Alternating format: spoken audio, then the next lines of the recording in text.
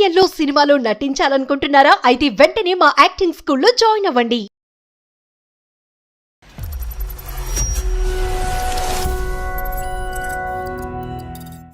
నేను వస్తే మర్యాద లేదు. ఒకరోజు కూర దగ్గర పెద్ద గొడవ పెట్టుకున్నారు. ఏంటి అతను లేకుండా తినేసారా? మటన్ తేలేదు, అది తేలేదని గొడవ పెట్టుకున్నాడు. అది అవన్నీ ఇసురు కొట్టాడు ఆ రోజు. ఒకప్పుడు నిజంగా మటన్ తీసుకొచ్చినా కూడా బోన్లెస్ ఎందుకు తేలేదు అంటాడేమో.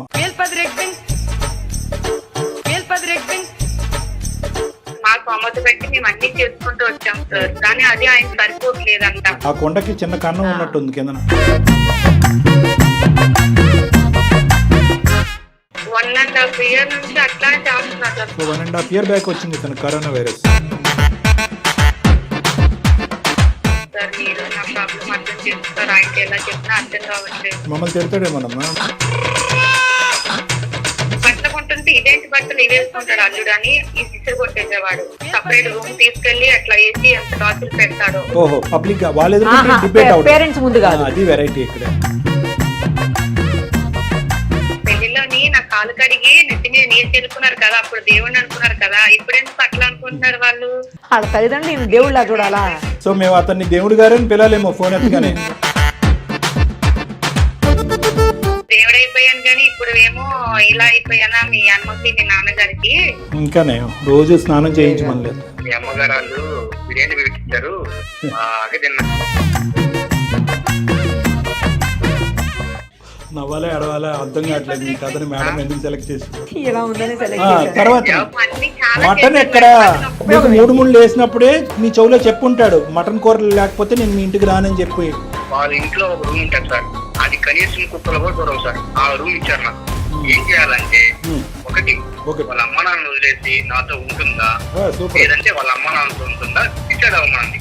అలాగే నేను డిసైడ్ చేయడానికి ఈ ప్రోగ్రామ్ మొదలుపెట్టి. మీ కడుపు నిండట్లేదు, మీకు అత్యాశ ఎక్కువైపోయింది, మీ కోరికలు ఎక్కువైపోయినాయి, మీకేమన్నా సెన్స్ ఉందా?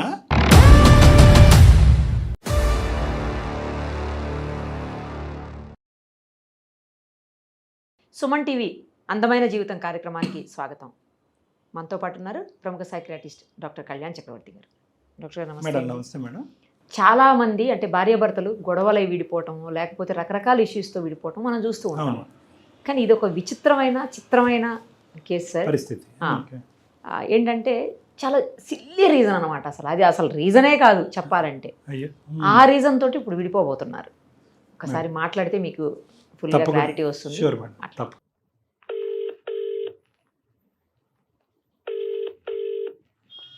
హలో అమ్మా నమస్తే అమ్మా, సుష్మిత అయినా మాట్లాడేది?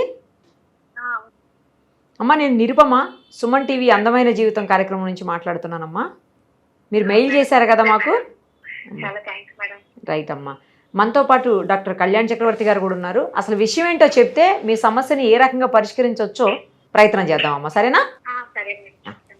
నమస్తే, చెప్పండి తల్లి, ఏంటమ్మా సమస్య ఏంటి? మ్యారేజ్ 3 years అవుతుంది సార్. మా పాప ఇప్పుడు మా ఆయన సడన్ గా విడాకులు కావాలి అది ఇది అని అంటున్నారని ఇంకా ఏంటని అర్థం కాక నేను పెట్టేస్తాను. మీది లవ్ మ్యారేజ్ అరేంజ్డ్ మ్యారేజ్ అమ్మా? Arranged marriage. మీరేం చేస్తూ ఉంటారు? పెళ్లికి ముందు జాబ్ చేస్తాను సార్, నర్స్ చేస్తాను హాస్పిటల్లో. పెళ్ళయ్యాక మా ఆయనకి ఇష్టం లేదు ఇంకా అంటే మానేసిన. నర్సింగ్ చేశారు, ఓకే. తర్వాత అతనికి వద్దు అన్నారు కాబట్టి ఆపేశారు. చేస్తున్నారు సార్. ఓకే, విడాకుల వరకు ఎందుకు వచ్చింది వ్యవహారం? నా నుంచి ఏం ప్రాబ్లం చేస్తే ఇప్పుడు మా ఆయన మా ఇంటికి వచ్చినప్పుడల్లా మీ అమ్మ వాళ్ళకి మీ నాన్నగారు వాళ్ళకి నాకు రెస్పెక్ట్ ఇవ్వడం తెలీదు, మర్యాద ఇవ్వడం తెలీదు, ఇట్లా అది గొడవలు పెట్టుకుంటూ ఉంటున్నారు అసలు మనకి. Okay okay. ఏంటండి నాతో మీకు ప్రాబ్లం ఉంటే మీరు నాతో మాట్లాడి డీల్ చేయాలి, కానీ అమ్మ వాళ్ళు అంటే వాళ్ళకి వాళ్ళు పల్లెటూరు మరి అట్లాగే ఉంటారు వాళ్ళు. ఇంకా పల్లెటూరులో ఇంకా బాగుంటాయి కదమ్మా మర్యాదలు. మనోడు ల్యాండ్ మార్క్ పైన ఉన్నట్టుంది కాదమ్మా. ఏ విషయంలో మర్యాదలు అంటే ఏమైనా గొడవ అయిందా, ఆర్గ్యుమెంట్ అయిందా? గొడవ ఏం చేస్తారు, ఇంటికి వచ్చినప్పుడు ఆయన ముందు కూర్చోకూడదంట, తర్వాత ఏమో ఏవేవో మాట్లాడుతూ ఉంటారు. ఇంకా అట్లానే చికా పెట్టించుకుంటున్నారు. ఈ మధ్య బాగా గొడవ పడుతున్నాడు. ఇతని సమస్య ఎప్పుడు? ఇప్పుడు ఇతని సమస్య ఏంటమ్మా? మీ పేరెంట్స్ మీ ఇంటికి వచ్చినప్పుడా, లేదంటే మీ పేరెంట్స్ ఇంటికి మీరు వెళ్ళినప్పుడా? అమ్మ వాళ్ళ ఇంటికాడికి వచ్చినప్పుడే ఆయనకి నచ్చట్లేదు. మా అమ్మ వాళ్ళు వాళ్ళ ఇంటికి వచ్చినప్పుడు ఆయన బాగానే చూసుకుంటారు. ఈ కట్నంలో కూడా ఇట్లా చేస్తారు, అవన్నీ ఎప్పుడెప్పుడో దుఃఖపడుతున్నారు. అట్లా గొడవలు వస్తున్నాయి సార్, చిన్న చిన్న గొడవలు వస్తున్నాయి. అదొకే అమ్మా, కానీ ఇంతకు నువ్వు ఏదో అన్నావు చూడు, నించోకూడదు కూర్చోకూడదు అని, అదేం కావాలా? ఇప్పుడు ఆయన వచ్చినప్పుడు అంట రెస్పెక్ట్ ఇవ్వట్లేదంట, బాగా చూసుకోవట్లేదంట.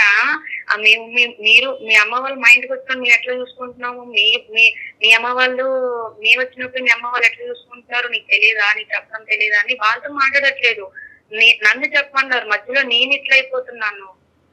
ఇదేంటండి, మన ఇద్దరికి ఏమైనా ప్రాబ్లం అయితే మనం చూసుకోవాలి, అమ్మ వాళ్ళు లోడ్ చేస్తున్నారంటే అట్లా ఎట్లా చెప్తున్నారు మీరు, నాకు అర్థం కావట్లేదు. పెద్దవాడు కూర్చోటం నాకు మైండ్ పనిచేయట్లేదు. వాళ్ళ అమ్మానంత సమానమే కదా వీళ్ళు కూడా. క్రీడాకుల దాకా వచ్చింది వ్యవహారము, ఇప్పుడు నేను ఏం చేయాలి పిల్లల్ని పెట్టుకొని అంటే, లేదు వచ్చారా లేకపోతే ఇంకా వాళ్ళతో అక్కడ ఉండిపో అంటే, ఇప్పుడు అమ్మ వాళ్ళని కూడా నేను వదలలేదు. అట్లా నేనంటే నాకు చాలా ఇష్టం, నేను వదిలితే లేకపోతున్నాను. ఏం చేయాలి నాకేం అర్థం కాదు. డైరెక్ట్ గా సంఘర్షణ లేదు, ఆర్గ్యుమెంట్ లేదు. ఇదేంటంటే అతనికి కావాల్సినటువంటి స్థాయిలో మర్యాదలు జరగట్లేదు. మీ వరకు మీరైతే కనుక అంటే మీకు ఒక వయసు ఉంది, ఆలోచన ఉంది, అనుభవం ఉంది కాబట్టి సహజంగా ఒక అల్లుడికి ఇచ్చే మర్యాదలన్నీ జరుగుతున్నాయమ్మా మీ ఇంట్లో? జరుగుతున్నాయి సార్, కానీ ఆయనకి నచ్చట్లేదు. ఆయన సరిపోవట్లా, నచ్చటం కాదు, సరిపోవట్లా. ఫస్ట్ ఆఫ్ ఆల్ నచ్చట్లేదా సరిపోవట్లేదమ్మా అంటే వీళ్ళు ఎలా చేయాలి అలా చేస్తున్నారు, అవి ఆయన తీసుకోలేకపోతున్నారు మైండ్ కి. ఇదేంటి ఇట్లా చేస్తున్నారు ఏంటి, నేను వస్తే మర్యాద లేదు. ఒకరోజు కూర దగ్గర పెద్ద గొడవ పెట్టుకున్నారు, ఆ గొడవ ఇప్పుడు అదే కంటిన్యూ అవుతుంది. ఏంటి అతను లేకుండా తినేసారా? అల్లుడు వచ్చారంటే ఎవరైనా ఇంట్లో మాకు ఎంతవరకు ఉందో అంతవరకు స్తోమతగా తెచ్చి ఏదో పెట్టగలము. మటన్ తేలేదు, అది తేలేదని గొడవ పెట్టుకున్నాడు. అదేంటి అట్లా చేస్తున్నారంటే అవన్నీ ఇసురు కొట్టాడు ఆ రోజు అయితే. మా అమ్మ వాళ్ళు కూడా చాలా బాధపడ్డారు, ఇంకా ఇట్లా చేస్తున్నారేంటి అని. నేను కూడా ఇంకా సీరియస్ అయ్యాను. ఒకప్పుడు నిజంగా మటన్ తీసుకొచ్చినా కూడా బోన్లెస్ ఎందుకు తేలేదు అంటాడేమో.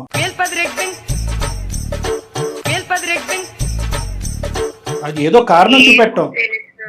అసలు ఈ చిన్న మ్యాటర్ కి అంటే అమ్మ వాళ్ళకి రెస్పెక్ట్ ఇవ్వట్లేదు, ఒక అల్లుడికి ఎలా చూసుకోవాలో తెలియదు. అల్లుడు అని పిల్లలు పేరు పెట్టి పిలుస్తారు హరి అని, అదేంటి అట్లాగా? మీ అమ్మ నాన్నలకు చెప్పేమండి అల్లుడు గారు అని ఒక 2-3 సార్లు పిలిపిస్తే కరుగుతుందేమో కదా.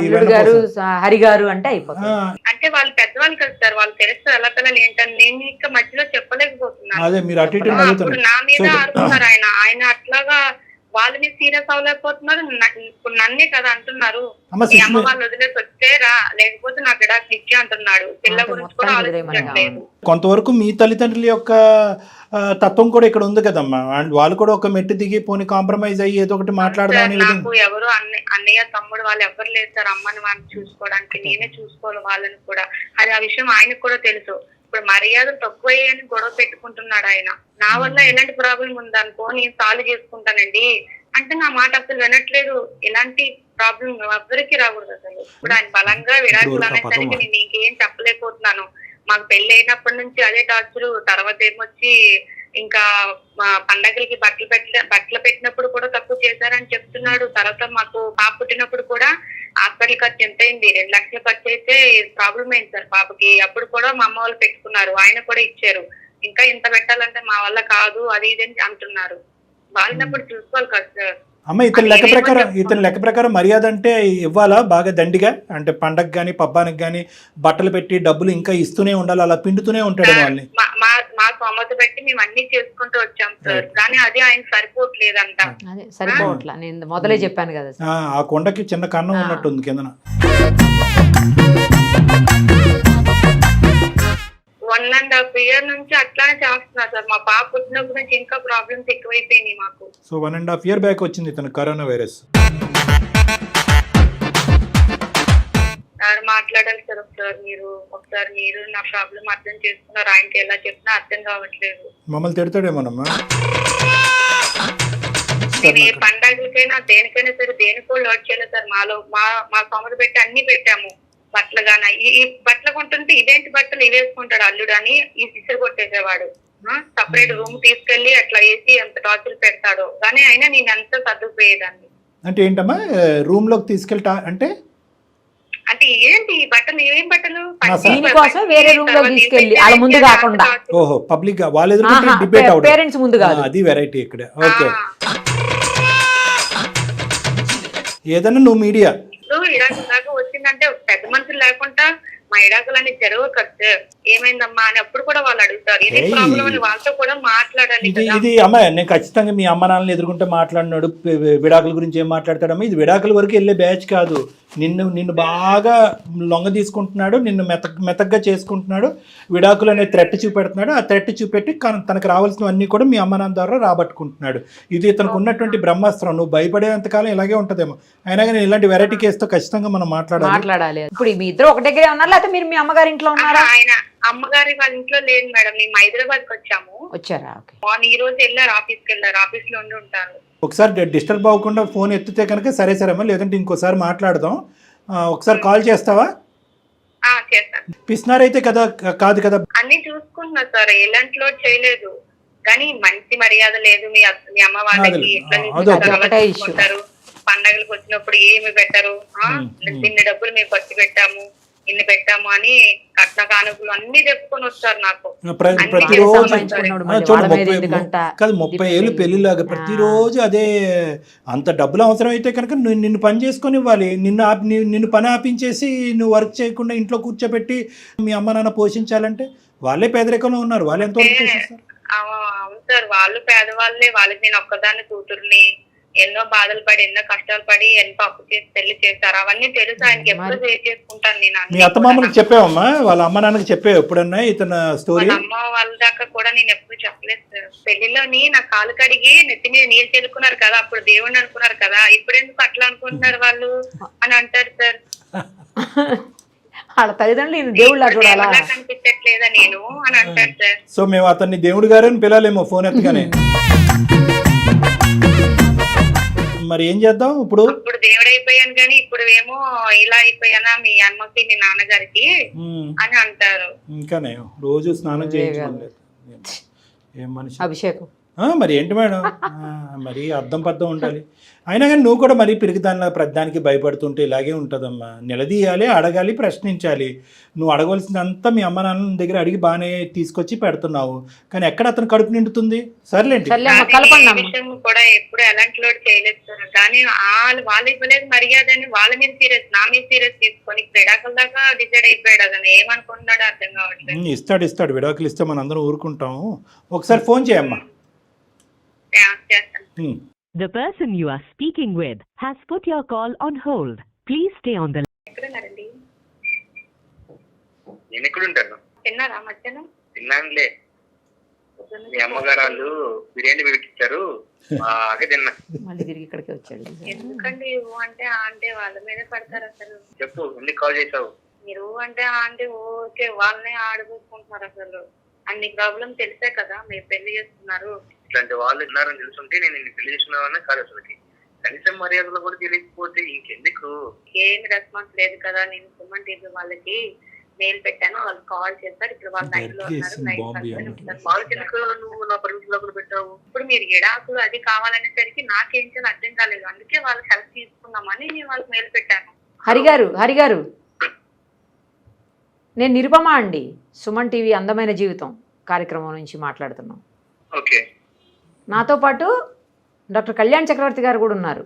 మీ వైఫ్ మాకు మెయిల్ చేశారండి, మీ ఇద్దరి మధ్యన జరుగుతున్నటువంటి ఇష్యూస్, అది కాస్త డైవర్స్ వరకు వెళ్ళడం. డైవర్స్ అనే మాట వచ్చిందంట కదా హరిగారు. సో ఏంటంటే సారీ, మీరు తినేటటువంటి టైంలో మేము డిస్టర్బ్ చేసినట్టున్నాం. కాదు, నేను చెప్పేది కాదండి, ఒక 2 విషయాలు నాకు కొద్దిగా క్లారిటీ ఇవ్వాలి మీరు. ఏంటి అసలు మనం మర్యాద అనేటటువంటి సబ్జెక్ట్ని ఎలా డిఫైన్ చేస్తాము? భార్యాభర్తల మధ్యన ఉండవలసినటువంటి అన్యోన్యత, ప్రేమ, ఒక మంచి దాంపత్య జీవితం అవనండి, లేదంటే బిడ్డను కన్నారు పాపని హ్యాపీగా చూసుకోవటం అనేటటువంటి సబ్జెక్ట్లో ఏమైనా తర్జన భర్జనలు ఉంటే కనుక ఈ వేదిక మీద చాలా ఇలాంటి అంశాలు ఎన్నో వేల సంఖ్యలో మనం రిజాల్వ్ చేసాం. ఎవరో ఎక్కడో అంటే మీ అత్తమామలే అనుకోండి, మర్యాద ఇవ్వట్లేదు అంటే వేరే విషయం. ఇచ్చిన మర్యాద సరిపోవట్లేదనో, లేదంటే ఇచ్చిన దాంట్లో క్వాలిటీ లేదనో, ఇంటికి రాగానే చికెనో మటనో లేదనో, లేదంటే పెట్టినటువంటి చొక్కా చిన్నదయ్యిందనో, లేదంటే ఇంకోటి ఏదో ఇవ్వలేదనో, ఇది ఎక్కడన్నా దేనికన్నా ఆది మధ్య అంతం అనేది ఉంటుందండి ఈ సబ్జెక్ట్కి. అంత ఈజీనా పెళ్ళిని పెటాకులు చేసేయటం? మీరు చెప్పండి, పూర్తిగా చెప్పండి.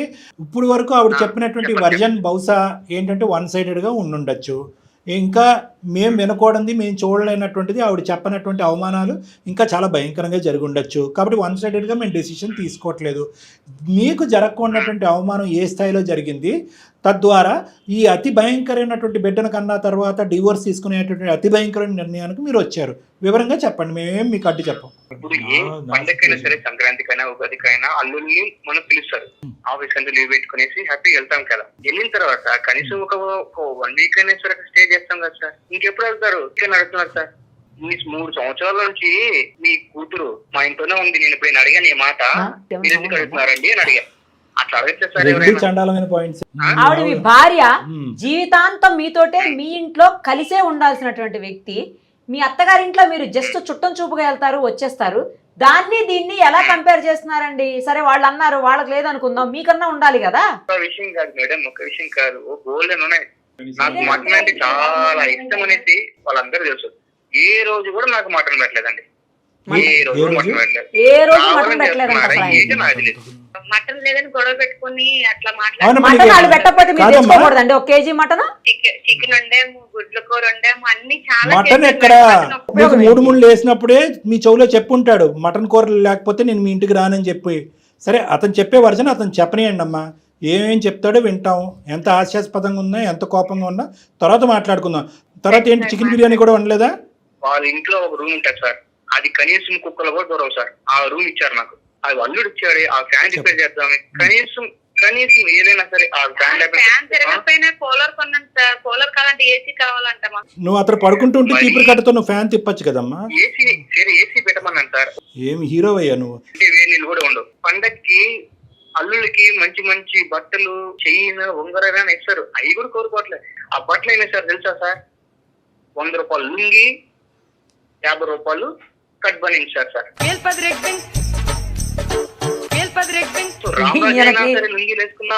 రామరాజు లుంగి కూడా ఇవ్వట్లేదంట. 100 రూపాయలు లుంగి వేస్తారు సార్. కింద లుంగి పైన సూట్ ఇవ్వలేదు మీకు.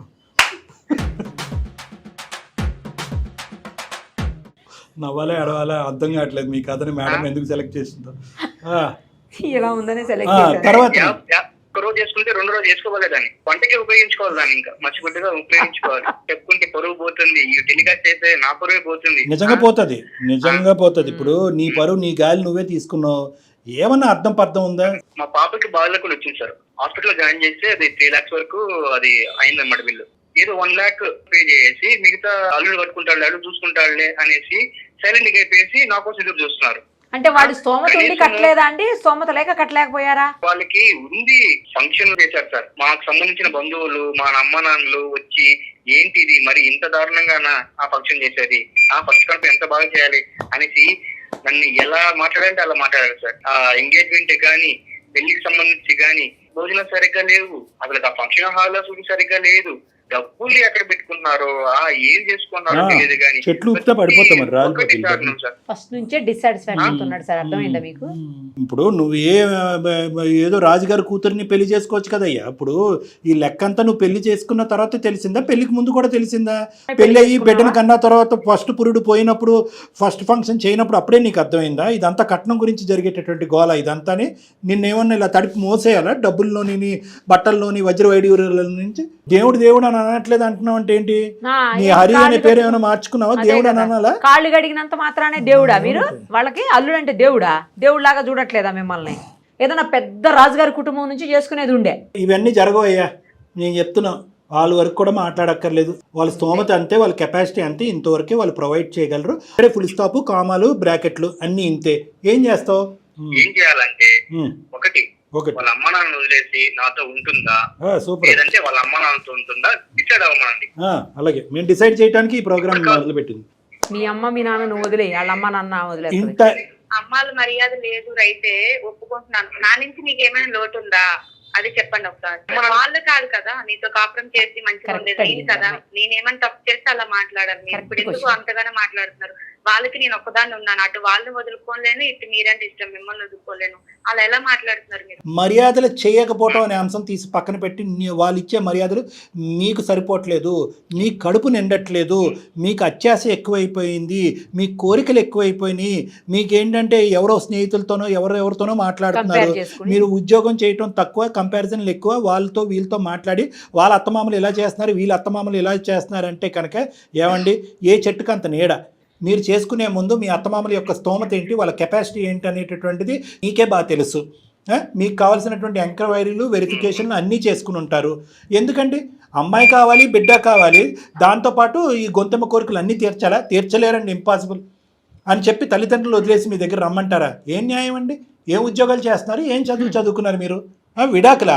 ఈ సమస్యకి పరిష్కారం విడాకులా? తల్లిదండ్రులు వదిలేసి వచ్చేసేలా ఒక ఆడపిల్ల? నిజంగా ఇది ఇంకో పద్ధతిలో మాట్లాడుకుంటే ఇంకో విధంగా ఉంటుంది తెలుసండి. సింపుల్గా చెప్పాలంటే ఇది డౌరీ హెరాస్మెంట్ కింద వస్తుంది. నేను లీగల్గా కొన్ని టర్మ్స్ నేను మాట్లాడలేను, మన నిరుపమ మేడం లాయరు ఆవిడ మాట్లాడతారు. ఒకటి గుర్తుపెట్టుకోండి, మీరు అడిగేటటువంటిది కేవలం రోజువారి మర్యాదలు కోరికలకు సంబంధించింది కాదు, కట్న కానుకల ఇష్యూలో కూడా మీకు అసంతృప్తి ఉంది అనేది మాకు అర్థమవుతుంది. అవి ఇవ్వలేదు కాబట్టి ఈరోజు మీరు ఆ అమ్మాయి మీద విరుచుకుపడి రోజు ఇదే నస, ఎంత భయంకరమైన నస, టార్చర్ అంటే కనుక అటొచ్చి మీ అమ్మ నాన్నకి చెప్పలేనటువంటి పరిస్థితి, ఇటువైపు వెళ్ళి ఇటువైపు ఉన్నటువంటి వాళ్ళ తల్లిదండ్రులకి ఇంకేం చెప్పుకోలేనటువంటి పరిస్థితి. ఎంతవరకు పిండి ఆరేస్తుందండి ఒక ఆడపిల్ల? మీకు ఏమన్నా సెన్స్ ఉందా? ఇక్కడ ప్రేమ ఎక్కడుంది, ఆప్యాయత ఉంది, బాధ్యత ఎక్కడుంది, కుటుంబ విలువలు ఎక్కడున్నాయి? బంధం లేదు. ఈ అమ్మాయి మాట్లాడటం ఈజీ కదా. ఇప్పుడు మీ ఇంటికి కూడా ఈ అమ్మాయి వస్తుంది, ఇగో మీ అమ్మ ఇలా చేసింది అలా చేసింది అనే యూజువల్గా ఈ స్టేజ్ మీద మేము వినేటటువంటి స్టోరీస్ అన్నీ కూడా అవే.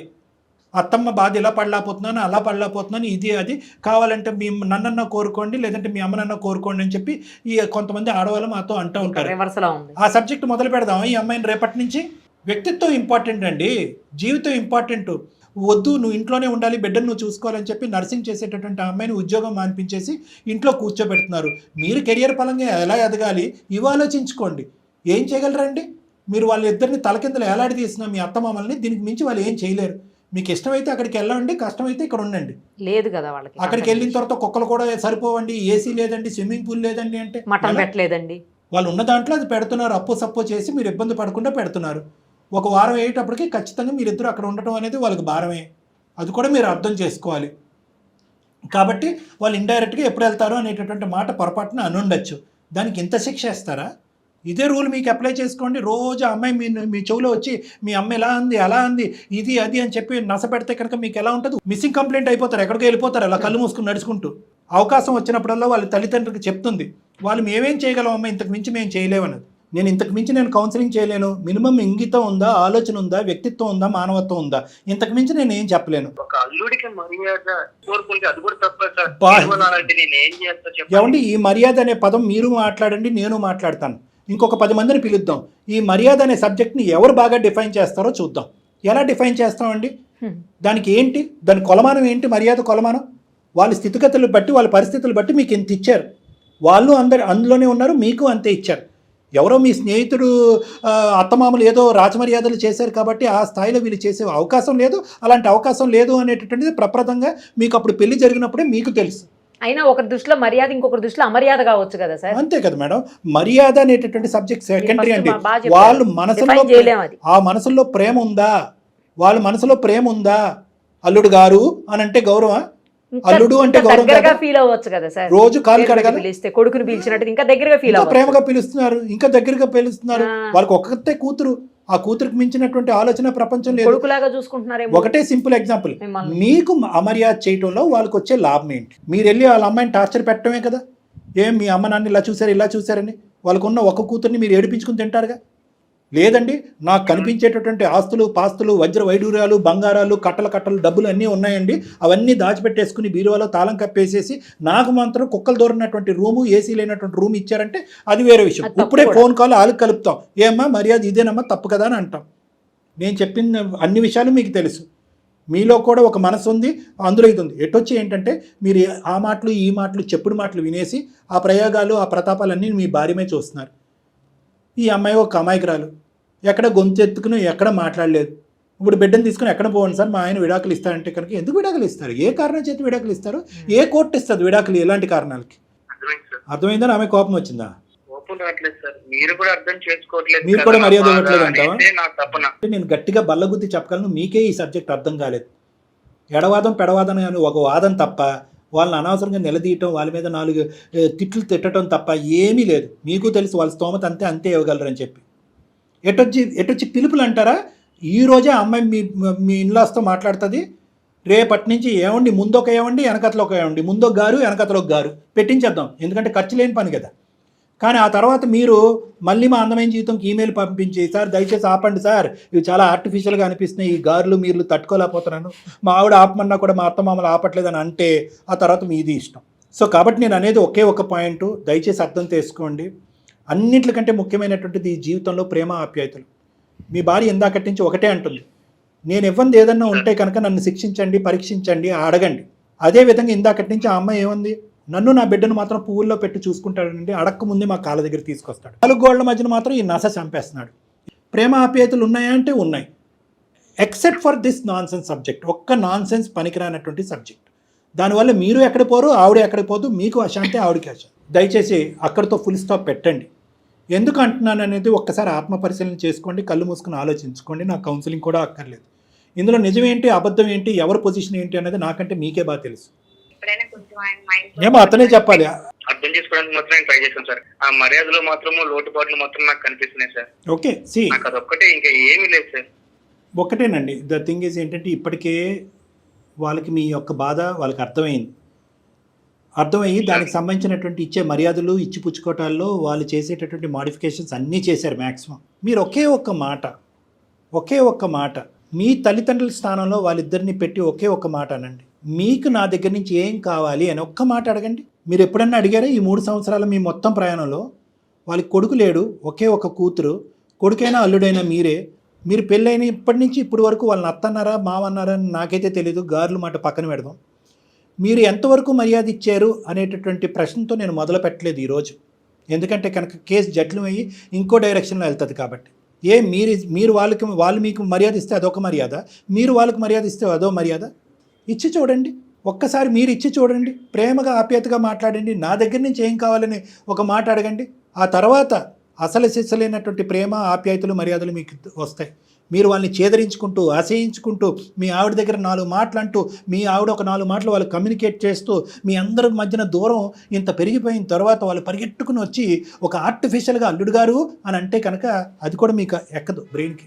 సో అసలు సిసలైనటువంటి pure love, affection and care కావాలి అంటే మీకు నేను ఏ విధంగా ఉంటే ఇష్టం అనేది ఒక్క మాట అడగండి.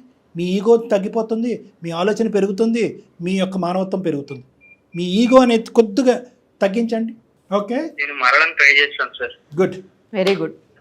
బంగారం లాంటి మాట అన్నాడు మీ ఆయన, మారటానికి ట్రై చేస్తానని చెప్పి. ఈరోజు మటన్ కర్రీ ఉండాలి నువ్వు.